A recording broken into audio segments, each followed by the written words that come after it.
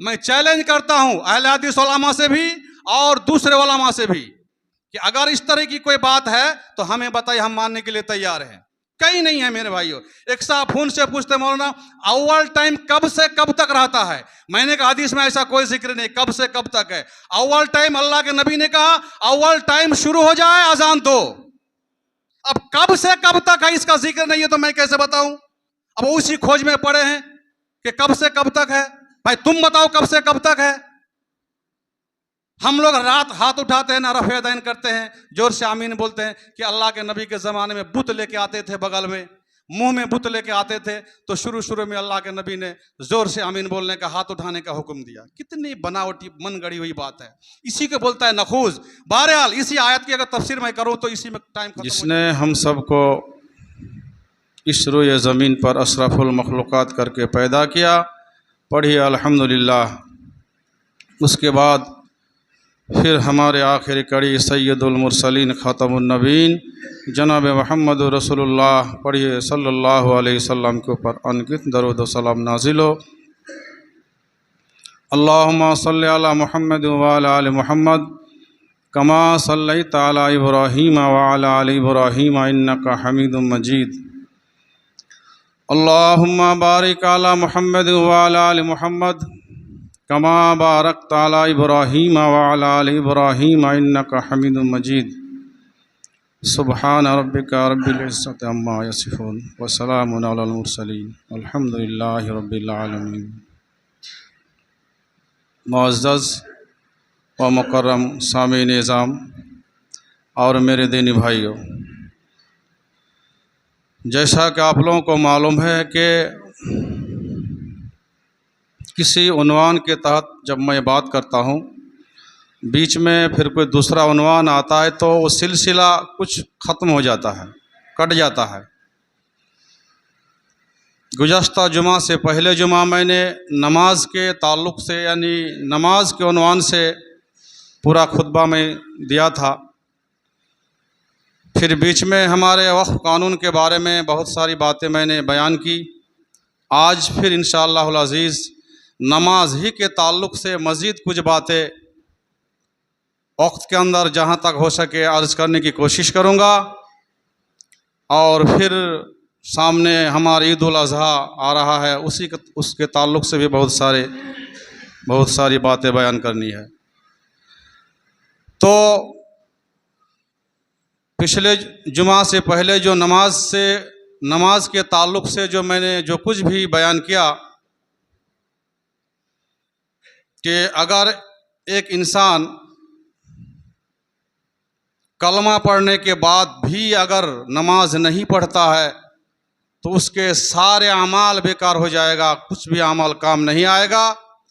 और दुनिया के बड़े बड़े उलमा ने उस पर काफिर का फतवा लगाया है, मुशरिक का फतवा लगाया है। बीच में एक मौलाना साहब, वो भी एक आलिम दीन है, मुझसे पूछा कि मौलाना जो कलमा गो है ना, वो अगर नमाज नहीं पढ़ते हैं तो एक दिन ना एक दिन जहन्नम में जलकर नबी की सिफारिश से वो एक दिन ना एक दिन जन्नत में तो जाएगा ना मौलाना, उसको काफिर क्यों कहते हैं? मैंने उसको मुख्तसरन कुछ जवाब दिया। उसके बाद से लगभग 10 दिन से मैंने कम से कम तो 10 तफसीर मैंने देखे। अरबी तफसीर भी मैंने मुताला किया, उर्दू तफसीर मैंने मुताला किया, बांग्ला ज़बान में बहुत सारी तफसीर है, मैंने उनको भी देखा। जो हमारे अहले हदीस की लिखी हुई किताबें, बहुत सारी तफसीरों को मैंने सिर्फ इसी हदीस का तफसीर मैंने देखा कि अल्लाह के नबी सल्लल्लाहु अलैहि वसल्लम ने कहा कि मन क़ाल ला इलाहा इल्लल्लाह फ़दख़लल जन्ना, जिसने ला इलाहा इल्लल्लाह पढ़ा वो जन्नत में दाखिल हो गया। और उन तफसीरों का खुलासा और निचोड़ अगर मैं बयान करूँ एक एक करके तो मुझे कम से कम तो 1 साल लगेगा। इतना लिखे हैं उलमा कराम ने इसके बारे में। लेकिन हम लोग क्या करते हैं, बस एक हदीस उठा के देखे, उसका तर्जुमा पढ़ लिए, बस फतवा दे दिया, अरे कलमा गो है ना मौलवी साहब, उसकी जनाजा पढ़ना चाहिए। वो एक दिन जन्नत में जाएगा। मैं ऐसे आलिमों से भी मैं दरखास्त करता हूं कि पर्सनल हमसे मिलिए, मैं आपको तफसीर की किताब दिखाऊंगा। क्या लिखा है अल्लाह और अल्लाह के रसूल ने। हमने हदीस को समझा ही नहीं, कुरान को समझा ही नहीं, और कहते हैं जो कलमा पढ़ा वो एक दिन जन्नत में जाएगा। कैसे जाएगा, उसका क्या हाल है, क्या हकीकत है, हम कुछ भी जांचते परखते नहीं है मेरे भाई और दोस्तों। तो आइए वक्त के अंदर जहां तक हो सके इस सिलसिले में सबसे पहले कुरान की चंद आयत मैं आप लोगों के सामने बयान करता हूं। वो क्या है, सूरा मुद्दसिर की आयत है। अल्लाह रब्बुल आलमीन ने कहा फी जन्नाती यतसाअलून अनिल मुजरिमीन। जब जन्नत ये लोग जन्नत में चले जाएंगे तो जहन्नमी से सवाल करेगा। अल्लाह ताला आमने सामने दिखाएगा, जन्नतियों को भी दिखाएगा जहन्नम और जहन्नमियों को भी जन्नत दिखाएगा। और कभी कभी जन्नती और जहन्नमी आपस में बात भी करेगा। तो एक बात यह भी है कि अहले जन्नत अहले जहन्नम से बात करेगा। क्या बात करेगा कि मा सलककुम फी सकर, आए जहन्नमियो तुम लोगों को किस चीज ने जहन्नम ने लेके आया, जहन्नम में डाला है, बताओ। तुम लोग दुनिया में हम लोगों के साथ उठते बैठते खेलते खाते पीते थे, आज जहन्नम में तुम लोग क्यों हो? किस चीज ने, मा सलककुम, किस चीज ने तुम लोगों को लाया, डाला जहन्नम में? तो वो जहन्नमी लोग यहां पर इस सवाल पर 4 रीजन बताएगा, 4 कारण बताएगा, 4 वजूहात बताएंगे जहन्नम में जाने का। नंबर 1, लम नको मिनल मुसल्लीन, हम लोग नमाजी नहीं थे दुनिया में, हम लोग नमाजी नहीं थे।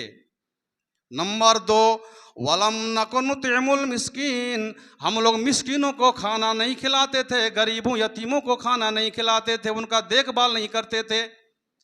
और नंबर 3, व कुन्ना नखूज़ो माल खाइजीन, और हम बेहुदा बातों करने वालों के साथ बहस मुबाहिसा करके, साथ दे करके बहस मुबाहिसा करते थे।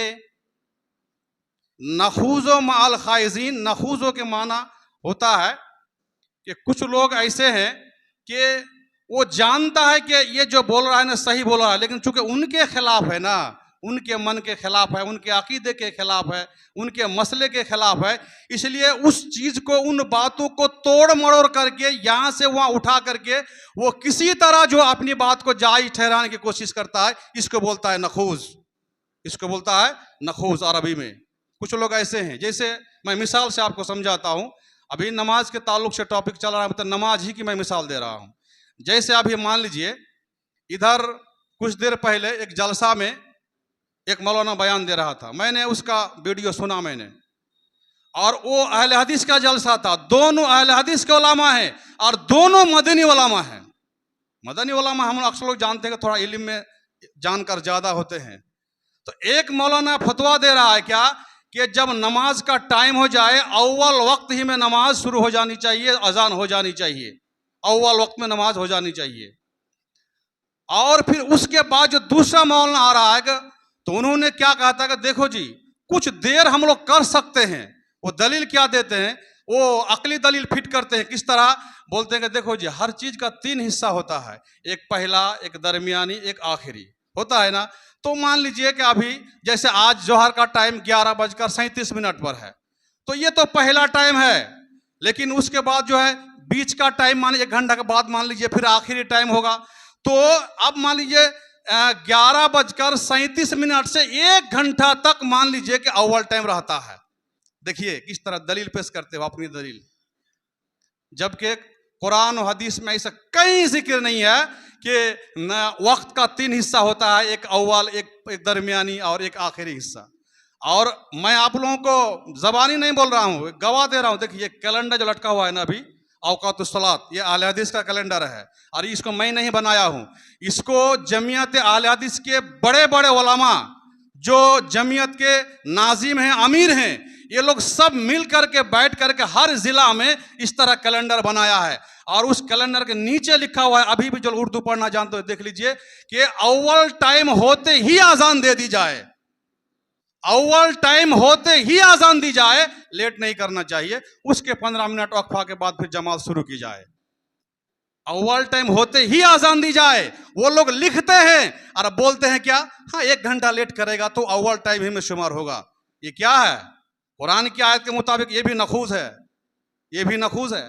आपको किसने कहा कि 1 घंटा तक अव्वल टाइम रहता? भाई साहब, अव्वल टाइम मान लीजिए जवाल हो गया, नमाज का वक्त हो गया, असर का टाइम शुरू हो गया, नमाज का अव्वल वक्त शुरू। अब अव्वल वक्त शुरू करने में नमाज हमने शुरू किया, मान लीजिए अजान के 15 मिनट के बाद, किसी को 10 मिनट लगेगा, किसी को 15 मिनट लगेगा, किसी को 20 मिनट भी लग सकता है नमाज अदा करने में। नमाज शुरू कर दिया अव्वल वक्त में, खत्म 5-10 मिनट लेट हो सकता है अपनी अपनी किरात, अपनी अपनी खुशू और खुशू के एतबार से। लेकिन जानबूझकर आधा घंटा के बाद आजान देंगे, 1 घंटा के बाद आजान देंगे। मैं चैलेंज करता हूं अहले हदीस उलमा से भी और दूसरे उलमा से भी कि अगर इस तरह की कोई बात है तो हमें बताइए, हम मानने के लिए तैयार हैं।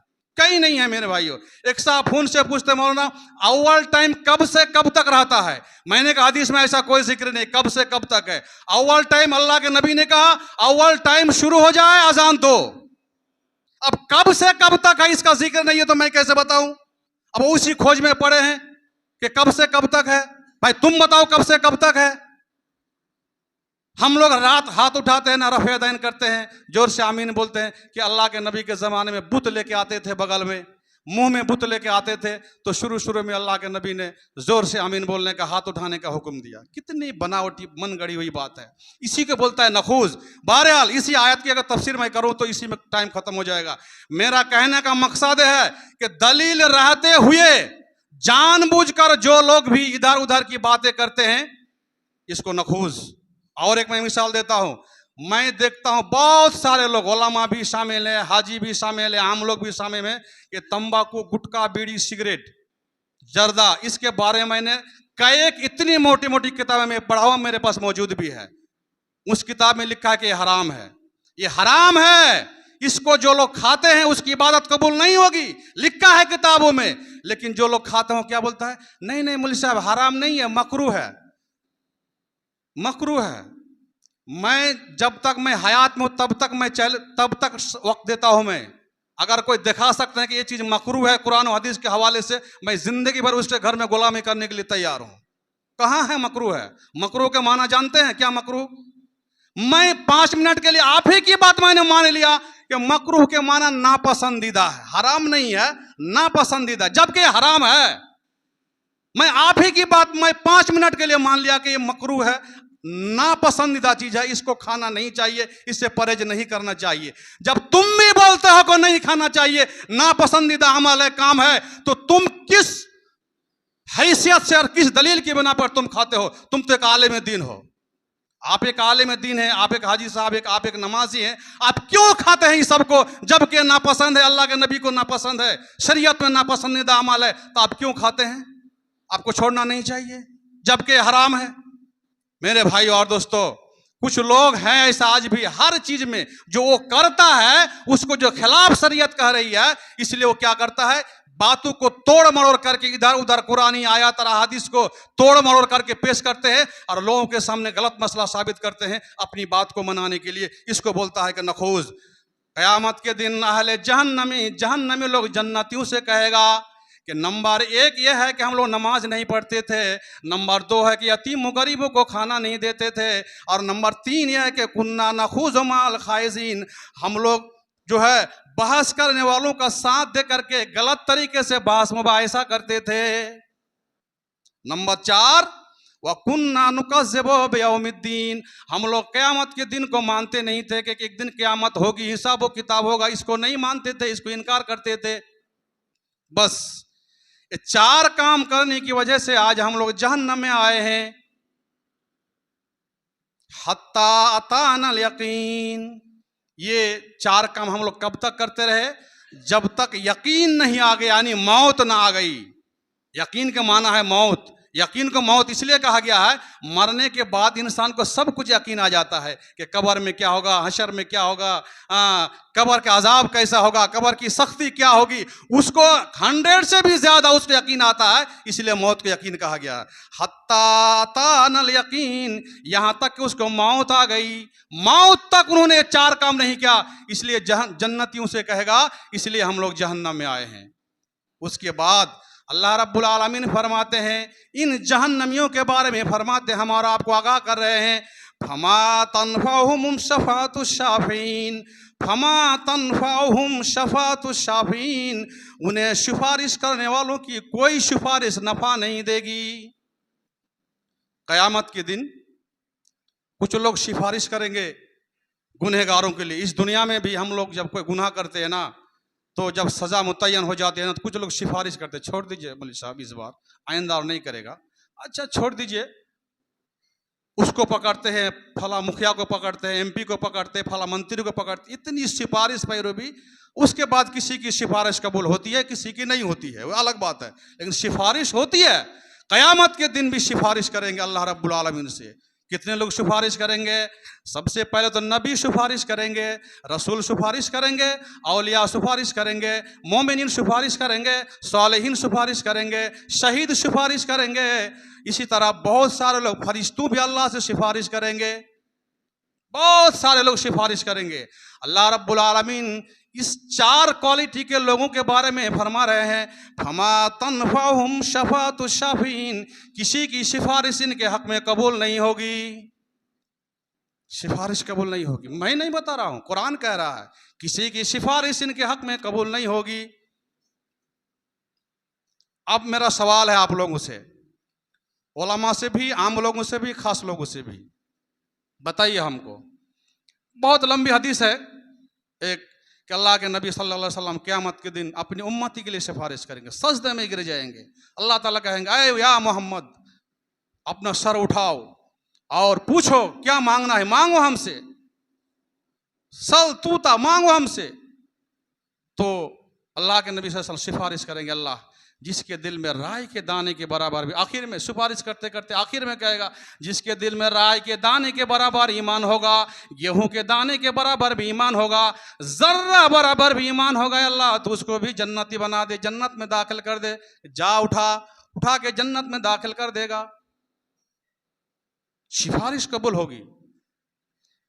तो अब जो सिर्फ कलमा पढ़ा, नमाज नहीं पढ़ा, उसके दिल में राई के दाने के बराबर ईमान है कि नहीं, ये हमें देखना है मौलवी साहब। दलाइल की रोशनी में जो कलमा पढ़ा लेकिन उसके दिल में राई के दाने के बराबर ईमान है कि नहीं है, ये हमें देखना है। अब उतनी सारी बात अगर बताएंगे तो काफी वक्त लगेगा। पहले तो मैं ये बता दूं कि अगर हम फतवा देंगे, हम बताएंगे तो कहेंगे कि देखो मौलाना तंजीरुल इस्लाम बढ़ चढ़ करके फतवा देता है। मैं नहीं बता रहा हूँ, मेरे पास एक किताब है, हाफिज इमरान अय्यूब लाहौरी की किताब, अहले हदीस के बहुत बड़े आलिम हैं। उन्होंने 10-20 किताबें लिखी, इतनी मोटी मोटी किताब लिखे हैं, अहले हदीस के उलमा लाहौर के हैं, हाफिज इमरान अय्यूब लाहौरी। उनकी एक किताब, उनकी कम से कम 10 किताबें मेरे पास है, लाइब्रेरी में मौजूद है। उनकी एक किताब मैं रमजान में पढ़ रहा था, रोज़ों की किताब, किताब का नाम क्या है? रोज़ों की किताब। अरबी भी में है, उर्दू में भी है।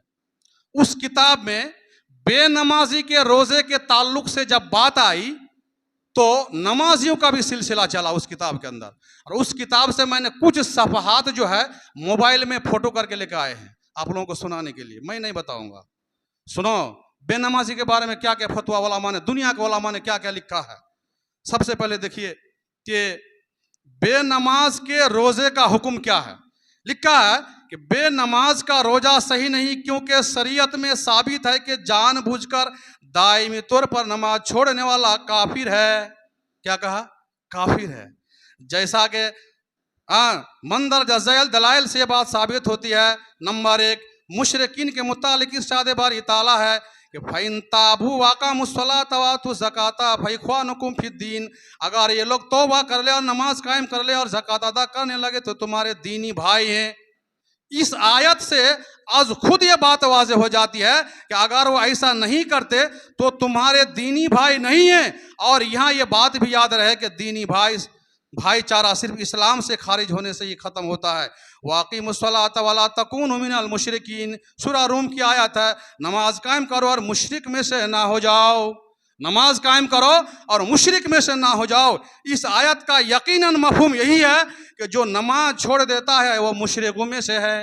क्या है? मुशरिकों में से है। फिर नंबर 3 में कहा, हजरत जाबिर रज़ियल्लाहु तआला अन्हु से मरवी है, रसूलुल्लाह सल्लल्लाहु अलैहि वसल्लम ने फरमाया, बैनर रजुल व बैनल कुफ्र व शिरक तर्कुस सला, कुफ्र व शिरक और मुसलमान बंदे के दरमियान फ़र्क नमाज का छोड़ देना है। हजरत सौबान रज़ियल्लाहु अन्हु से मरवी रसूलुल्लाह सल्लल्लाहु अलैहि वसल्लम ने फरमाया, अल अहदुल्लज़ी बैनना व बैनहुमुस सलातो फमन तरकहा फ़क़द कफ़र। हमारे और काफिरों के दरमियान अहद है सिर्फ नमाज, जिसने उससे छोड़ दिया उसने कुफ्र किया। मेरे भाई और दोस्तों, इस तरह की बहुत सारी हदीस है। और एक हदीस है, मन तरका सलातन मुतअम्मिदन फ़क़द कफ़र। जिसने जानबूझकर एक वक्त की नमाज छोड़ दी उसने कुफ्र किया। कुछ उलमा ने तर्जुमा किया है, हालांकि बेनमाजी काफिर है कि काफिर नहीं है, इसके बारे कुछ उलमा के अंदर इख्तलाफ है, लेकिन दलाइल की बुनियाद पर मैं बयान कर रहा हूँ। किसी ने कहा कि देखो जी, काफिर नहीं होता है जो दिल से इनकार करता है नमाज को। जिस तरह काफिर और मुशरिक इनकार करता है, उसी तरह कलमा पढ़ने के बाद अगर कोई मुसलमान दिल से इनकार करता है कि नमाज नाम करके इस्लाम में कोई चीज़ है ही नहीं, तो वो काफिर होता है। लेकिन तसाहुली, सुस्ती, काहिली करके अगर कोई नमाज छोड़ देता है तो वो काफिर नहीं होता है, बल्कि काफिर के करीब हो जाता है। दलील ये देता है कि अरबी में एक कायदा है कि फेले माजी पर अगर कद दाखिल होता है तो करीब के माना देता है। जैसे अल्लाह के नबी सल्लल्लाहु अलैहि वसल्लम ने क्या कहा, मन तरका सलातन मुतअम्मिदन फ़क़द कफ़र। जिसने जानबूझकर एक वक्त की नमाज छोड़ दी वो काफिर के करीब हो गया। काफिर नहीं हुआ है, देखिए बचने की कोशिश कर रहा है, काफिर नहीं हुआ है बल्कि काफिर के करीब हो गया है। मैं उससे पूछता हूं कि बताओ, एक आदमी किसी के करीब होता है, मान लीजिए मैंने मियाँ बाजार के करीब हो गया तो ठीक है, करीब हो गया। फिर 1 घंटा के बाद पूछता है कहाँ तक आए मौलाना साहब, मैं करीब हो गया। कहाँ तक आए मौलाना साहब, अरे कब तक करीब होते रहेंगे? हमको ये पूरा दिन फोन कर रहा है कि मौलाना मियाँ बाजार दाखिल हुए हैं कि खाली करीब होते जा रहे हैं। भाई साहब, हम जब चलते रहेंगे तो करीब होते होते एक दिन दाखिल होंगे कि नहीं होंगे? बताओ, दाखिल होंगे ना। तुम्हारा ही कायदा मैं फिट कर रहा हूं इस हदीस के ऊपर कि जिसने, हदीस के अल्फाज क्या है, मन तरका सलातन मुतअम्मिदन। जिसने जानबूझकर एक वक्त की नमाज छोड़ी। सलातन के माना एक वक्त की नमाज, सलातैन 2 वक्त की नमाज, खमसा सलावात 5 वक्त की नमाज। हदीस के अंदर 2 वक्त नहीं कहा, 3 वक्त नहीं कहा, 5 वक्त नहीं कहा, बल्कि सलातन नकेरा इस्तेमाल क्या है। सलातन के माना एक वक्त की नमाज अगर छोड़ दिया, वो अगर काफिर के करीब हो जाता है तो बताओ, 2 वक्त की नमाज छोड़ने से और करीब होगा, 3 वक्त की नमाज छोड़ने से और करीब होगा, 5 वक्त की नमाज छोड़ने से और करीब होगा। सालों साल नमाज नहीं पढ़ता है तो बताओ करीब होगा, कितना करीब होगा, दाखिल होगा कि नहीं होगा? जो जिंदगी भर मौत तक नमाज नहीं पढ़ा, बताओ वो काफिर में दाखिल हुआ कि नहीं हुआ? होगा कि नहीं होगा? होगा। अरे भाई समझो मेरी बातों को, कल उठपटांग की बात नहीं कीजिए, समझो, समझिए बातों को। कल दाखिल होते रहेगा, करीब होता रहेगा कि दाखिल कभी होगा? मेरे भाइयों, इसलिए कम से कम इतना तो मानिए कि जो मौत तक नमाज नहीं पढ़े वो काफिर है, वो मुशरिक है। उलमा ने लिखा है, अगर इस कायदा की बुनियाद पर खाली करीब करीब करीब माने लगाते हो, जब वो साल भर नमाज नहीं पढ़ा तो काफिर हो गया, मुशरिक हो गया। और जब वो काफिर और मुशरिक मरता है, दुनिया से चला जाता है, तो कुरान की दूसरी आयत में मा काना लिन नबी, सूरा गालिबन सूरा तौबा की आयत है, किसी काफिर, किसी मुशरिक के लिए, नबी और मुसलमान और मोमिन के लिए जायज नहीं है कि उसके लिए इस्तिगफार की दुआ करे, जायज नहीं है। जब बेनमाजी काफिर है, मुशरिक है, उसके लिए हम जनाजा पढ़ सकते हैं? नहीं पढ़ सकते। मौलवी साहब आप जो पढ़ाते हैं, हम भी तो पढ़ाते हैं, क्या करें? मैं तो कभी कभी सो करके हमें नींद भी नहीं आती है कि किताब पढ़ता हूं, कुछ अमल करता हूं, कुछ क्यों? मैं जब कुछ कानून लगाता हूं ना, तो सारे लोग, अक्सर लोग क्या कहते हैं कि इस मौलवी से नहीं चलेगा, इस मौलवी को हटाओ, हटाओ, दूसरा मौलवी लेके आओ जो इस तरह का फतवा नहीं देता है, उससे काम लो। अरे काम तो ले लीजिएगा, क़यामत के दिन क्या जवाब दीजिएगा? मैं 12 सूझबूझ समाज के उलमा से, जिम्मेदार लोगों से कहता हूं कि कानून बनाओ, गांव गांव में बैठ बैठ करके कानून बनाओ। बेनमाजी के घर जाना नहीं है, उसकी दावत नहीं में जाना नहीं है, उसकी शादी ब्याह में नहीं जाना है, उसकी जनाजा में नहीं जाना है, उसके लिए इस्तिगफार की दुआ नहीं करनी है। मुसलमानों सोचो। और फिर उसके बाद और एक अल्लामा शंकती रहमतुल्लाह अलैह, देखिए यहां तक बहुत सारे उलमा का नाम मैं छोड़ रहा हूं। राजिह कौल क्या है, सारे उलमा का निचोड़ खुलासा क्या दिया है कि यह दिया कि जानबूझकर दायमी तौर पर नमाज छोड़ देने वाला काफिर है, और अगर इस्तिताअत हो तो उससे कत्ल किया जाएगा, जैसा कि हस्ब दलाइल मौजूद है। हाँ, इस्तिताअत हो तो कत्ल करने की भी बात है, और आप उसकी जनाजे की बात कर रहे हैं। मेरे भाई और दोस्तों, और एक आलिम दीन की मैं नाम बता रहा हूं, अल्लामा शंकीती रहमतुल्लाह अलैह। कितने बड़े आलिम दीन है, अरब कंट्री के आलिम दीन है। कुरान की तफसीर लिखे हैं, 5,500 सफ़हात की एक तफसीर है, 7 जिल्दों में है। उस तफसीर का नाम है तफसीरुल कुरान बिल कुरान मिन अज़वाइल बयान, यानी कुरान की तफसीर कुरान से किया है, अरबी में तफसीर है। वो अरबी किताब को मैंने देखा। बताइए, बहुत बड़े आलिम दीन अहले हदीस के बड़े बड़े उलमा उससे रुजू करते हैं, उसकी किताबों को पढ़ते हैं। उस किताब के लिखने वाले कौन, मोहम्मद अमीन शंकीती रहमतुल्लाह अलैह। वो लिखते हैं इस नमाज के बाब में कि बेनमाजी काफिर है, बेनमाजी काफिर है। मेरे भाई और दोस्तों, इसी तरह शेख इब्न उसैमीन, शेख इब्न तैमिया, इब्न अल्लाह मुबारकपुरी के लिखते हैं कि ऐसे लोग और काफिर बराबर हैं। इब्न तैमिया लिखते हैं, जो शख्स नमाज छोड़ दे फिर उस छोड़ने पर मुसीर कायम रहे, नमाज तो छोड़ दिया फिर उसी पर कायम रहा, उसी पर मौत हो गई उसकी, और फिर उसी हालत में भी फौत हो जाए तो वो काफिर फौत हुआ है। वो क्या है, काफिर फौत हुआ है। अल्लामा इब्न क़य्यिम रहमतुल्लाह अलैह कितनी बड़ी बात लिखी है, देख लीजिए। अल्लामा इब्न क़य्यिम रहमतुल्लाह अलैह जिसको दुनिया के उलमा जानते हैं, उसकी किताबों के बगैर उलमा चल फिर नहीं पाते हैं। इतने बड़े आलिम दीन मुहद्दिस है कौन, अल्लामा इब्न क़य्यिम जौज़ी रहमतुल्लाह अलैह। वो लिखते हैं क्या कि उन्होंने ऐसे लोगों पर इजहार ताज्जुब किया है कि जो वजूब नमाज का एतकाद रखने के बावजूद उससे छोड़ने वालों को काफिर नहीं समझते। बात को देखिए, उन्होंने इस बात पर ताज्जुब किया है कि एक मुसलमान को मालूम है कि नमाज पढ़ना चाहिए, इस्लाम के 5 अरकान में से एक रुकन नमाज है, इसको किसी हाल में छोड़ना नहीं चाहिए। ये जानते बूझते हुए भी उस आदमी ने नमाज छोड़ दिया, और कुछ लोग उसको काफिर समझते ही नहीं है। ऐसे लोगों पर ताज्जुब इख्तियार किया है, बेनमाजी पर ताज्जुब नहीं किया है, बल्कि बेनमाजी को जिनने काफिर समझा ही नहीं, काफिर माना ही नहीं, उन उलमा पर और उन लोगों पर ताज्जुब किया है कि कैसे ये लोग हैं, कुरान हदीस को समझा ही नहीं। ऐसे लोगों पर ताज्जुब किया है कौन, अल्लामा इब्न क़य्यिम जौज़ी रहमतुल्लाह अलैह।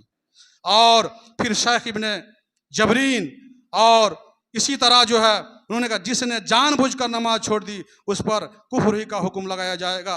तो मेरे भाई और दोस्तों, इस तरह बहुत सारी बातें हैं जिनका खुलासा और निचोड़ यही है कि बेनमाजी जो जानबूझकर नमाज नहीं पढ़ता है, चाहे सुस्ती करके हो, काहेली करके हो, जैसे भी 5 वक्त नमाज नहीं पढ़ते, उसको काफिर कहा गया है, उसको मुशरिक कहा गया है। काफिर और मुशरिक में कोई फर्क नहीं है। जिस तरह काफिर और मुशरिक की हम जनाजा नहीं पढ़ सकते हैं, उसके लिए इस्तिग़फ़ार की दुआ नहीं कर सकते, इसी तरह बेनमाजी के लिए हम इस्तिग़फ़ार की दुआ नहीं कर सकते हैं।